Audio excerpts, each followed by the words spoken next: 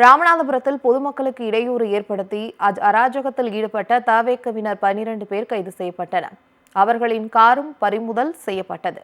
ராமநாதபுரம் புதிய பேருந்து நிலையம், அரண்மனை, பாரதி நகர், நீதிமன்ற வளாகம் உள்ளிட்ட இடங்களில் பொதுமக்களை அச்சுறுத்தும் வகையில் தவேகவினர் அராஜகத்தில் ஈடுபட்டனர்.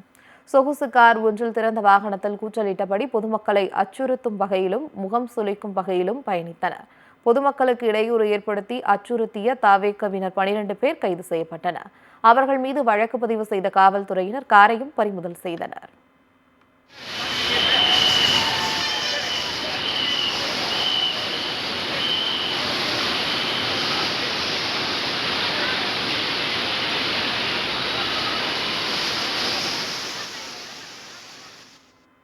ராமநாதபுரத்தில் பொதுமக்களுக்கு இடையூறு ஏற்படுத்தி அராஜகத்தில் ஈடுபட்ட தவேகவினர் 12 பேர் கைது செய்யப்பட்டனர்.